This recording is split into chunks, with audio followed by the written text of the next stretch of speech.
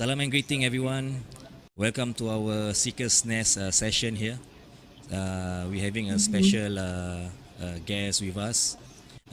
Inshallah, we'll be discussing on a topic that most of us are facing right now in this COVID. So hopefully, this topic can be discussed fruitfully, and we have with us our beloved Madam Fauziah, who take her time to be with us, and she's a retired teacher, and Mhm. she will be with us for this discussion. And I introduce to you Madam Fauziah. How are you, Madam Fauziah? I'm okay, thank you. And also with us, Alhamdulillah. Mhm. we have Shema. Shema, Hello. hello. Hi, salam and greetings. Hi. Yeah, good. Okay, so just want to start off with this question. I mean, this topic. Basically, the whole of Singapore is struck by this COVID-19. I think it really take a very drastic toll to our country, not to our country itself, to the whole world. So maybe we start off by discussing on this part where school being closed, right? School being closed, and then most of the workforce are being shifted to home-based learning and home-based working workforce.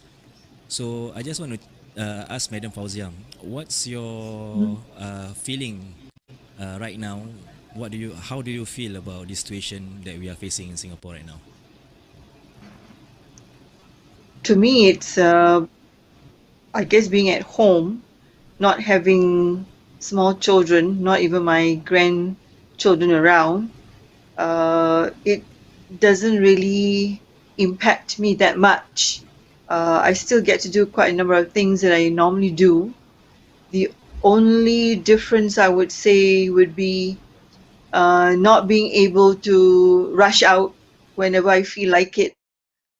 Like for example, going to do marketing, let's say, or just taking a stroll outside, or even going out to the shopping malls just to do window shopping. All that cannot be done as much as I want to, because I'm trying to limit myself from going out as much as I can.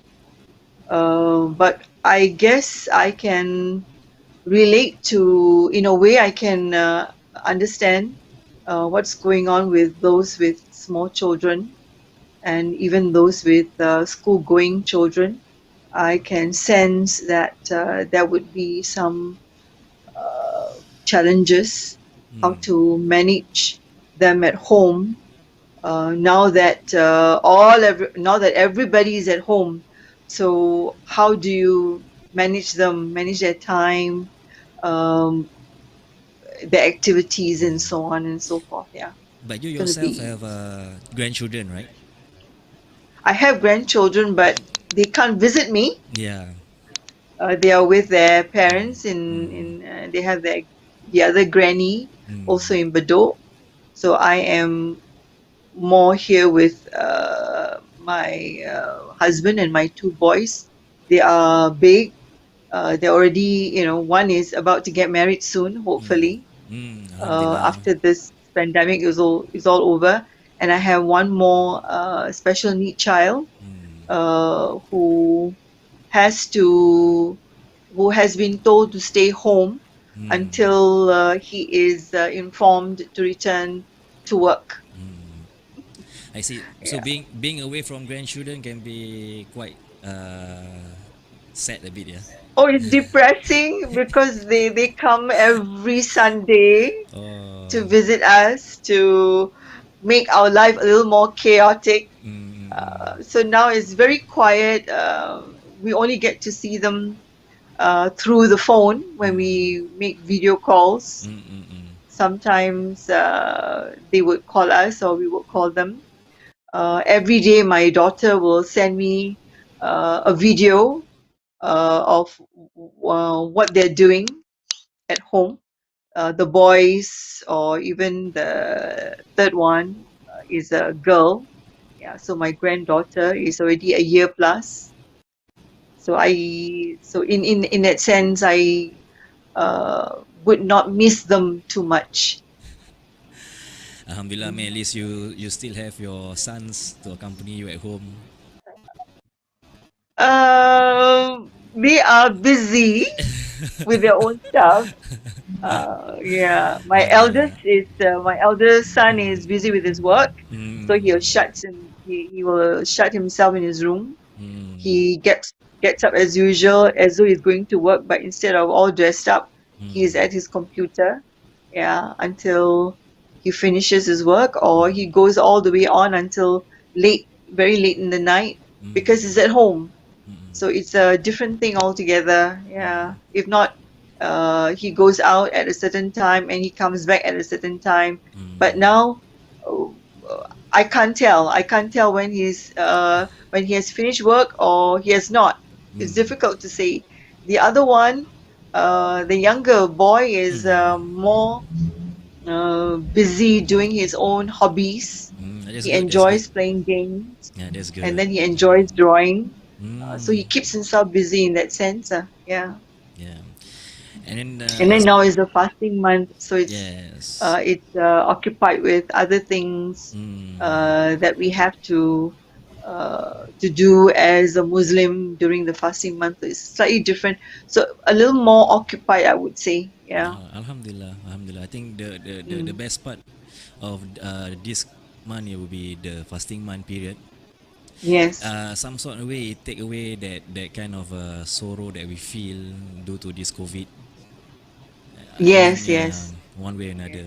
So actually, today we want True. to discuss about this topic about HBL. Students are going through who are going through HBL at home, and Mm-hmm. students that are facing difficulties. Even parents also, I would say. I myself as a parent, I mean, we face difficulties in certain areas. Maybe Shema, would you like to address this part? Maybe is there something that you want to? Mm, Mm, okay. Being a working mother is also challenging lah. As also, I mean, considering that we have a 1-year-old baby who is also staying at home with us, we actually have the option of sending them to school. But because I'm a preschool teacher, and given the fact that the S11 dormitory is just opposite of our house, so the infection has spread by the thousands. Like I would highly guess. And given that we have reached 1,000 cases now, so it's of course not getting any better at the moment. So that's why we collectively decided to keep them at home lah. We want to minimize the risk as much as possible, because given that I'm a preschool teacher, so I can understand the risk. So in terms of HBL, we have 7-year-old boy this year. He's primary one, so it's challenging for us as parents in a sense that because I'm working from home, so having to discipline him at the same time, and having to get him to do his schoolwork and so forth. Because for children, when they go to school, they have a different mindset. When they come home, they have a different mindset, because they think that, oh, when I come home, it's time for me to relax, it's time for me to play toys, it's time for me to watch TV. So that's how they perceive their home. So now with the whole HBL coming about, because they have to do it, right? They cannot simply just let the students stay at home without doing anything. They still have to cover their syllabus and all that. Mm. So in my opinion, maybe it depends on which school they are coming from, because for my son's school, they do have a lot of homework every day. So, and my son is, I mean, our son is not an independent learner, so he's still learning how to read. So that becomes a disadvantage for him, you see. So we have to be by his side for him to complete his work, because he still doesn't know how to read yet. We are not the only ones having this problem lah, because I mean, there are a lot of primary one students out there who are all still developing their skills of reading lah. Yeah, so I find that quite challenging when we are working from home and also having to discipline the children to make sure they do their home-based learning, homework, and so forth. Also the challenges of, you know, they, of course, we will reward lah. I will reward my son. Okay, after you finish all your homework, you can watch some TV, or you know, you can play toys and so forth. But the TV seems to be more fun for him. It seems a motivation for So him. yes, yes, it becomes a motivation lah. But we do get restless. I get restless in a sense that when I find my you know, our boy like watching TV a bit too long, but we are also occupied with our own work, and we also have deadlines. So that is the part where I find quite challenging lah. Unless, I mean, if like there are some children out there who are very studious, you know, like they just love doing work, but there are some playful ones. So our son belongs in the latter group. So you know, that's where the parenting skills become more apparent lah, because we're so used to the children being in school for the whole day, so now they are at home the whole day. How are we actually going to approach the situation? So perhaps from Madam Fauziah's point of view, you know, as a teacher and a parent as well, I mean, this HBL is the first time for Singapore. Yeah, you know, so how do you think that this can be dealt with in a more positive manner? I guess it all depends on not just not just the parents, but other adults in the house. Maybe if they could help out with the disciplining, because it takes a lot of discipline to be able to sit down and do HBL. The younger ones can't help because they're young, so they should be having fun. If they have to study, fine, they sit down and do whatever they have to do. But being young, I think they should be allowed to have fun in other ways, fun, but also learning in some ways.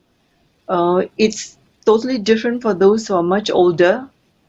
Those who are much older, bigger, for example, those who are already in secondary schools, or those who are in the upper primary, maybe the ones who are sitting for national exams, probably they are the ones who are more serious about doing HBL, because they have to be prepared for the national exams at the end of the year. But the younger ones, I think they should be allowed to have a bit of fun. When when else can you allow them to have a bit of both, you know, schoolwork and a bit more fun? Yeah, and then being home, being with parents, being with other siblings. I think this is one rare occasion, not the best of occasions, but then this is one rare occasion in which we are spending more time with the people, with the people that we care about, our own children or grandchildren. It's just that I sometimes I feel envious of my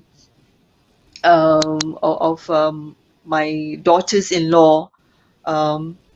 They have more time with her children.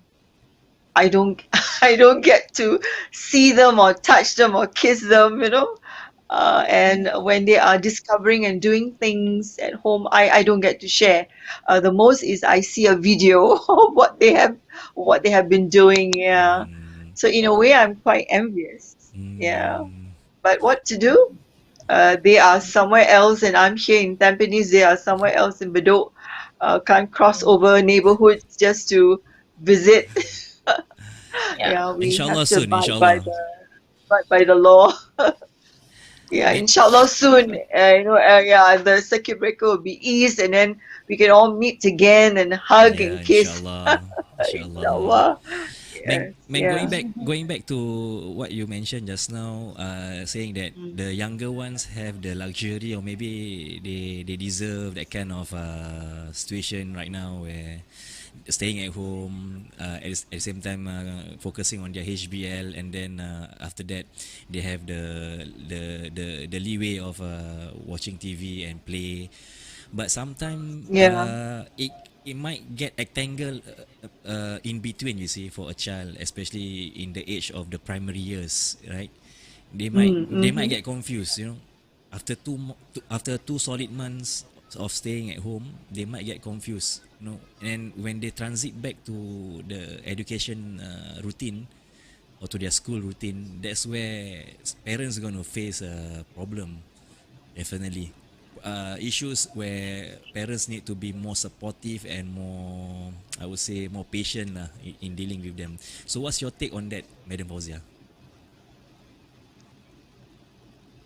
Um, for me, I believe it has to start from the very beginning. When the whole thing started with students staying home and doing HBL. They have to be made. They have to be sort of inform them, explain to them why this is being done.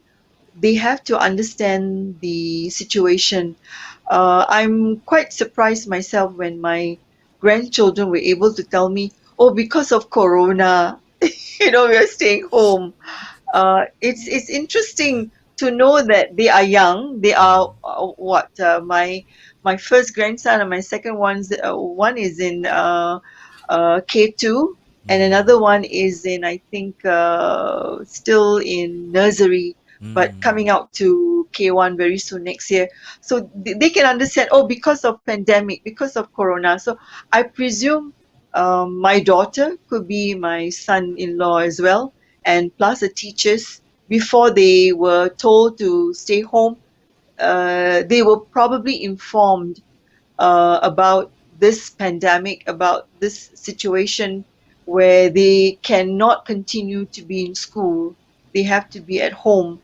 Um, we tend to forget that children, they are able to understand no matter how young they are. We need to realize that they can and be able to understand if you are patient enough to explain to them what the situation is all about, and also to discipline them. I believe it's discipline is still very important even though they are at home. They need to be disciplined enough. Parents need to enforce discipline. Uh, this time, yes, you get up as usual.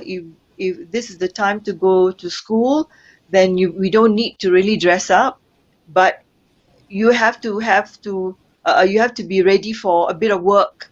So some table work, some school work, simple exercises, or whatever. Sometimes reading books. Try to make it as close to what it's like being in school. It's just that it's more relaxed and a bit more fun. true.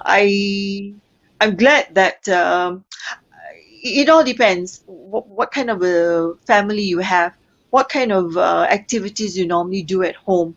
So if you are parents who enjoy such things, um, you enjoy being with your children, talking to them, reading books, spending time, even little things, you seize the moments uh, when you're able to teach something simple, then I think this is Mm, a real blessing in disguise. But for those who are not used to this sort of situation, where they are so caught up with work, they spend, even when there's no COVID-19 and no such pandemic, they are so busy at work, they have little time, they spend little time at home. These are the ones who are probably facing more challenges than the others. mm, Yeah, agree. I believe that. Yeah. Mm. it So depends on the dynamic of the family itself. correct, yes, I Mm, believe so. And it's not just parents Actually, alone, it's all the others at home. Yeah. yeah, Mm. Shema, please. Yes. when we talk about the dynamics of the fact, given that I mean we are working in a education background, so we there are a lot of different kinds of family situations that we face with the Yes. children and so forth. So I believe will be a concerning factor for me as a teacher is that some of children out there who come from abusive family backgrounds, and it's really happening now in these cases. So given the fact that they going staying home for all the time compared to coming to school where the school becomes like a safe haven for them.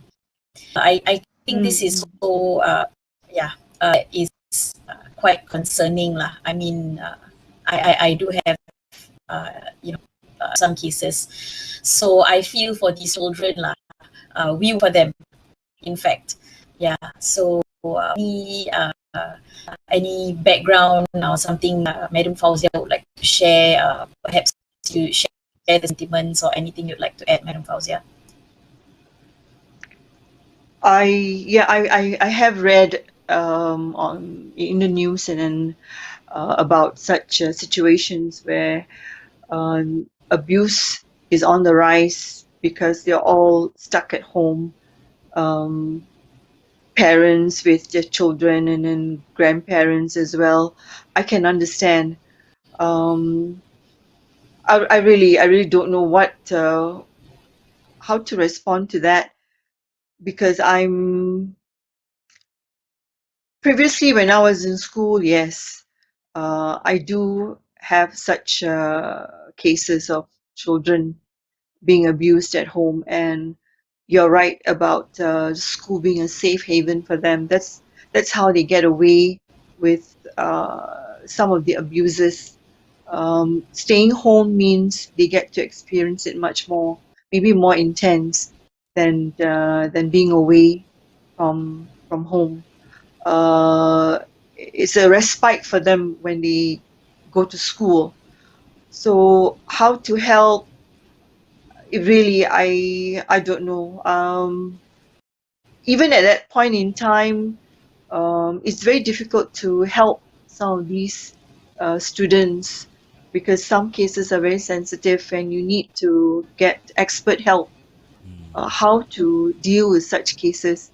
Now with this pandemic and then people staying home and you have cases of abuses, I guess neighbors have to come in, friends, relatives. I think they have to step in and call and ask how you're doing, how are things with you, and if they really need help, then they should be given certain numbers, maybe how to reach to others who can come and help them when when there's a need for them to be helped. It need not be the police, but it could be a neighbor, it could be a relative living nearby who can straight away come to their rescue. Maybe sort of, um, in a way, help to not make things worse, try to alleviate the problem by stepping in and helping out to whoever is being abused in a home. Yeah. Basically, Um, for I this guess. kind of for this kind of children Mm, who goes through emotional exhaustion with this kind of mm, abuses, mm. how do they fare? How do they fare academically when they when they go back to school? When previously before this COVID, their school is being their safe haven, yeah. So how do they fare when they are in school actually? I think for those who are much older, or even for those who are young, probably it's a welcome to be back in school. Then they get a chance to see their teachers and see friends, and that's how I think some of these students, when like what Shaima said, it's a haven for them to go back to school. So it's school is a haven for them, and then going back, being able to be with their friends, see their teachers, they get a chance to vent out some of their frustrations. They're able to talk, and maybe from there, um, they are able to reduce their stress and lessen their so-called whatever depression they are going through at that time. Uh, for all you know, they will really welcome going back to school and Mashallah. being and spending more time in school, being able to be with friends, be with teachers. It's a welcome. Yeah, Yeah, mashallah. I yes, think that's how I Yeah. that's how I feel. Uh, No doubt, parents and relatives might be able to help, but nothing like friends and even teachers to be by your side when you really need help. Yeah. Correct. Yeah, Madam Fauziah, actually, there's been quite a lot of there's been some backlash lah, because at the end of the day, I mean, this circuit breaker in terms of having the HBL and all that, three parties affected are the parents and the teachers. So when while parents are feeling that they are being affected, it came out in the news also, not so much in the news, but more on social media, where the teachers are also being so-called attacked by the parents. According to a friend of mine, her students of one of the parents, her sister actually is a primary school teacher, and one of the parents actually voiced out, in social media, saying that, during this HBL period, the teachers must be so free at home, and so some of the assumptions that the parents are having lah. So they think teachers are very free, so they are suggesting for the teachers to come down to their homes and to have private tutoring with the children. So what is your what's your opinion on that, Madam Fauziah? I mean, given your teacher background as well. That's the problem. That's the problem with most people out there. Um, they think that teachers are so free, especially during holidays, and then they think also that during this circuit breaker, teachers not being in school, they are so free. They forget that the lessons that the children have to go through every day. Who does that? Who prepares the lessons day in, day out, different lessons, um, different so-called devices are being used to get the best lessons out there for the students. I think that's the thing. I think most parents, most people out there are not aware that teachers are actually the busiest right now, and it's stressful for them because they are with their family members. On top of that, they have to also do their work. They have to meet deadlines. I have my sister-in-law who is teaching in primary, and my own daughter is also a teacher. And I do ask her, how do you manage? And then she said, thank goodness she and her husband, they take time.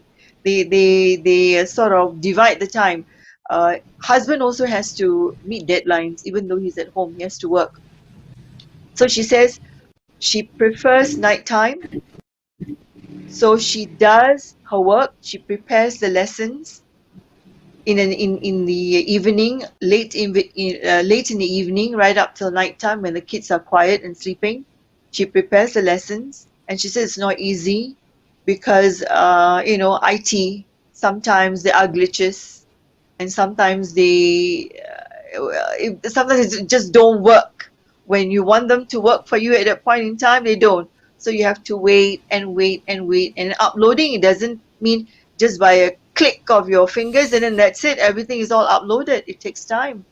And for her, it's she has to prepare not only just the lesson, and she wants to make it interesting. So she has to source out for resources out there, and also questions. It has to be appealing to them.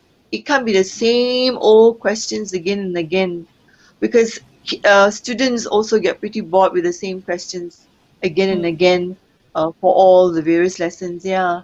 And that is one. Preparing is one thing. The other one is checking. Checking is also a problem. It's not so easy. I've been there before. It's different when you have it in paper. You can go back to it anytime because it's on your table. You just look at it, you mark, finish, done. But this is online marking, online checking, and then you have to give your feedback. How do you do it? Can you do it in a short time? I don't think so. It takes hours and hours. So it's not easy. And it's even more difficult for those who are teaching the younger ones, because some of them are not IT savvy, and their parents are not IT savvy. How do they get the lessons? Some of them don't even Complete. attend the HBL lessons. How? Mm. How to track them? So you end up calling, and then you have to, over the phone, you have to, show them, navigate them. Okay, this is how you do your HBL, that kind of thing. Oh. I mean, I'm a retired teacher. Thankful for that. I'm not in Yeah. school. Yeah. Yeah. So all these actually come into consideration, not just preparing the lessons, but checking, Yeah. and then with the glitches along the way. So these take up, uh, um, you know, a bulk of the time of the teachers, which sadly, a portion of our society is having such mentality lah, or having such perception lah, of that teachers are so free at home. So I mean, Yeah. for my side, sharing from the preschool background, now the ruling in childcare centers is that the we are still we are still open, but we will only accept children whose parents are in the essential services. So both Mm-mm. have to be in essential services, and they have to produce the relevant document to prove that they are in the essential services, so that they can place their child in our center. And of course, the reason for that is that we need to minimize as much as possible, minimize the number of children, so that we can reduce the risk as much as possible. Because for the preschool teachers right now, I mean, we are not spared. We have masks, but Yeah. that's pretty much it. Yeah. And I mean, we're dealing with young children. We don't know, because now anybody could be a carrier. So the children could Yes. be the carriers, and we won't know. So we are Yeah. also putting ourselves at risk lah, at that point. That is one factor. And also another factor that given that there are a lot of parents out there who are fighting to be in essential services, just so that they can place the children in childcare centers. Because I mean, some of the feedback that we get from all our fellow teachers, that we would like to share to the public, so that we could help them to understand our situation as well. Because we have had cases also where parents, there are some who only one of them are working from, but they still have to send the children. And when they are told they're not allowed and they do not meet the criteria, that's where planes go up the authority, and then we would have to deal with it with a pinch of salt. So this is also a set of challenges that the preschool industry is facing at this point. And it can be quite daunting lah, in a sense, because we're also being perceived as that you purposely don't want to take my child, right? That sort of thing.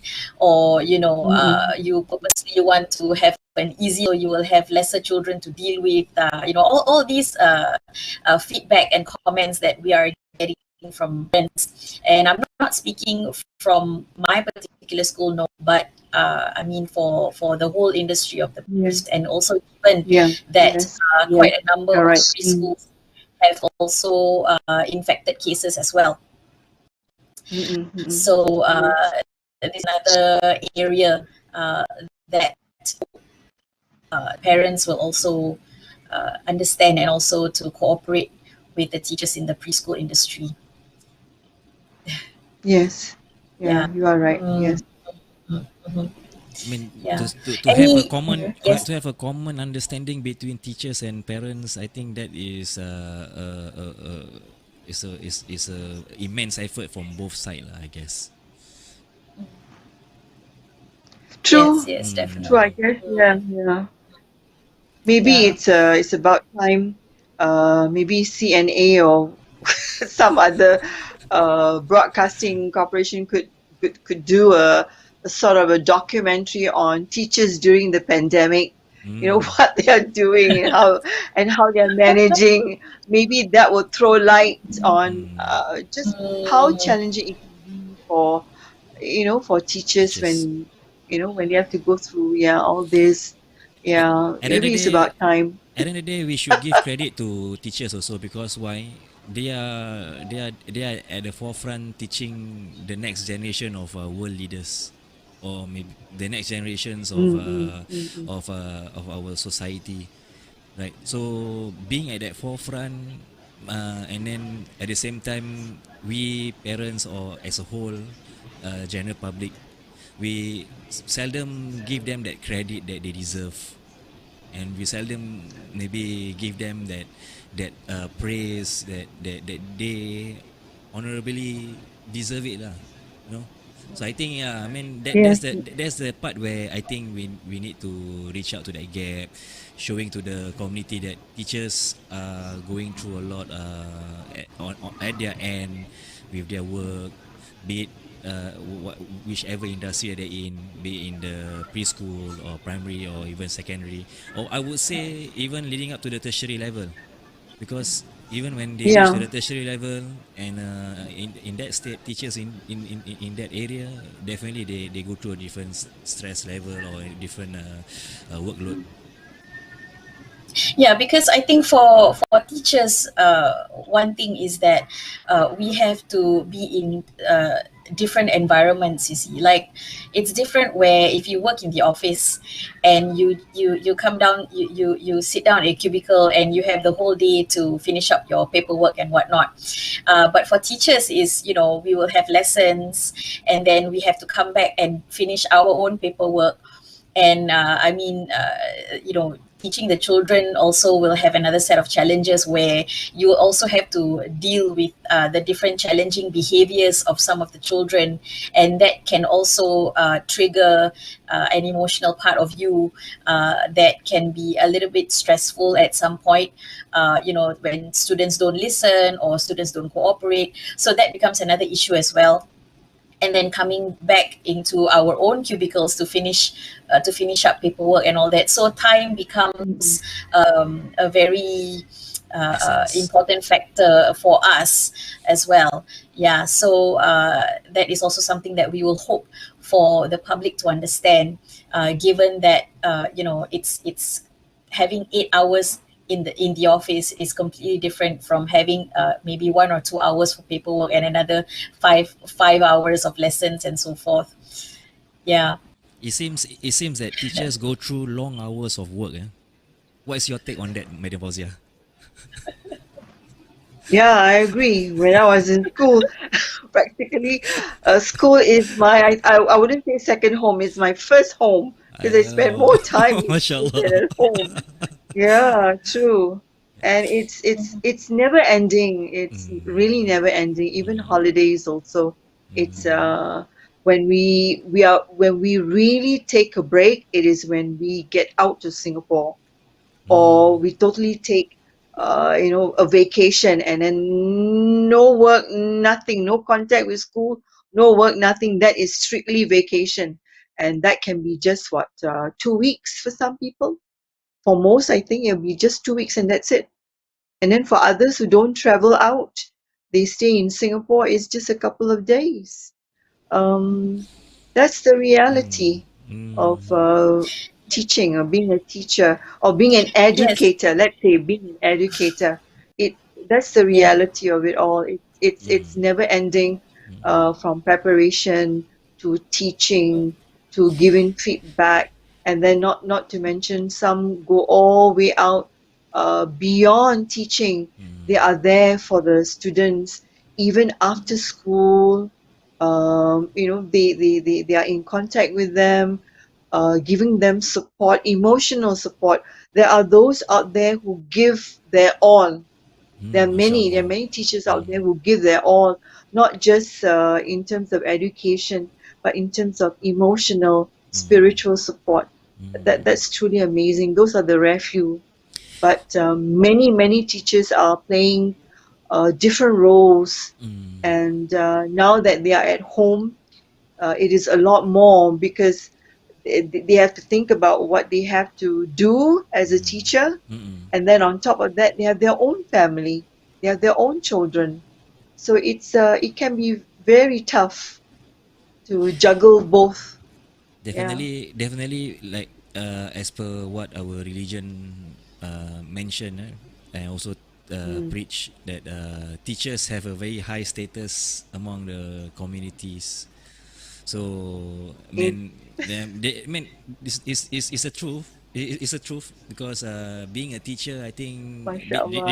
regardless if you are teaching in a religious context or a secular context, Yes, because yes. that effort itself is such a blessed effort that Allah put you in that situation. So I think it's Yes, mashallah, yes, I believe every teachers out there who teach with their heart and soul are being rewarded, yes, yes, are being true. rewarded definitely, inshallah. Yes, inshallah. I mean, Yeah. Also, I think for teachers is that we like it's on us. You see, if we are not prepared for the lesson, the children will, the students will know, and we have to constantly be prepared. So even when we cannot finish our work in school, and we have to prepare for the next day's lesson, then you have to do it at home. There's no choice. So that also becomes a factor also for teachers, like going beyond, like what Madam Fauziah said, going beyond the hours of school, and also checking up on the children, on their well-being and so forth. So that is also one of the things that the teachers would actually have to go the extra mile in doing so. Well, yes. alhamdulillah, I think we cover quite a very wide range of topics in this one session, and I feel very blessed, Mhm. to be honest today, that we managed to cover all these topics where not many people who want to address this topic in publicly, some yeah, again, some people might have reservation when we talk about parents and teachers relationship. And I think this is something that I think moving forward, with this current pandemic issue, moving forward, on the bright side, we should think positive moving forward with this kind of dealings, especially between the parents, the teachers, knowing the hardship what the teachers goes through, knowing what the difficulties that the parent also face. I think that will build a much more vibrant community. Yes, yes, Inshallah, inshallah. yeah, yes. It's amazing to come to think of it. You have the healthcare frontliners who are, trying to uh, curb the spread of, and helping to treat those who are COVID-19 patients, and then also those who are helping out to curb the spread of the pandemic, the virus. And then you have this group of people, this group of educators, and those who are working in the uh, education system. They are the ones who are trying to keep the kids entertained or busy at home, occupied at home. So it's truly amazing that you have such people who are also just like the frontliners. It's just that in that case it's different. In that case, it's keeping the kids at home, keeping them still educated no matter what, through various ways, and through, in this case, is more of online classes, um, um, online teaching, getting them to be engaged from the very young to those who are in tertiary. It's amazing. It's truly amazing. Yeah. It takes a lot of effort, takes a lot of sacrifice, and I am. I think we are very lucky. We are very fortunate to have a kind of system in Singapore where quite a lot of things are very much in place, even way before the pandemic. Can you imagine if we had never done this before? HBL, not at all.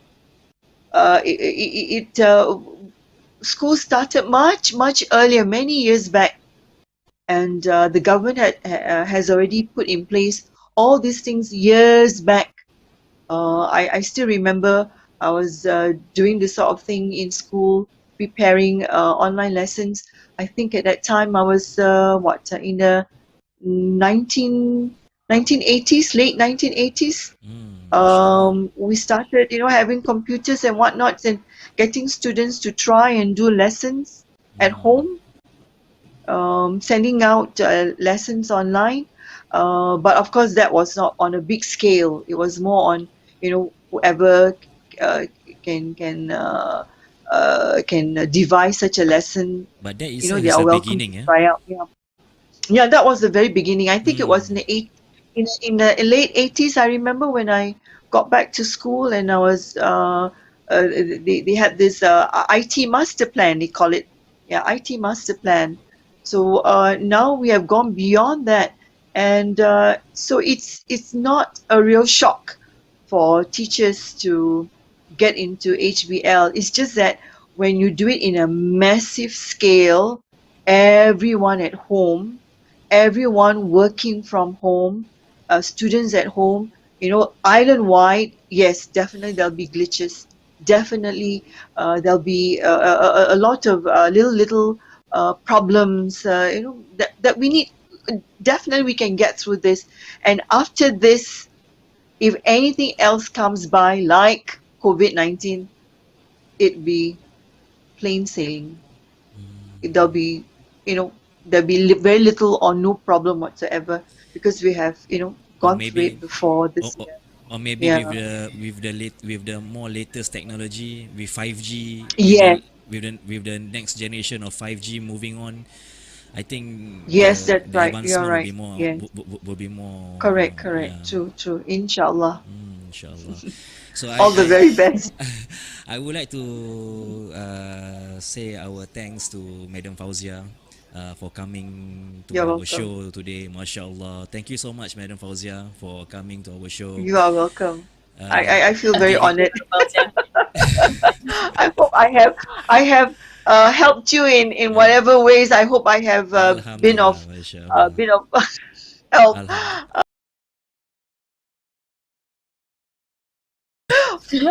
Close to that time. Then tomorrow morning, gotta wake up for sahur. Inshallah, inshallah. So Alhamdulillah, I mean, it's a very blessed session. So I hope Thank whoever of you. our viewers out there who have any comments from our discussion today, please feel free to actually share your views on the comment section. And if you all have any question, please do also post to us. Maybe if there's a future topic that you would like us to discuss, or have this topic put abroad, right? Inshallah, we will try our best to put it in our seeker session. And with that, I thank Shema also for being there, for being in here to give her inputs. And thank you again, Madam Fauziah.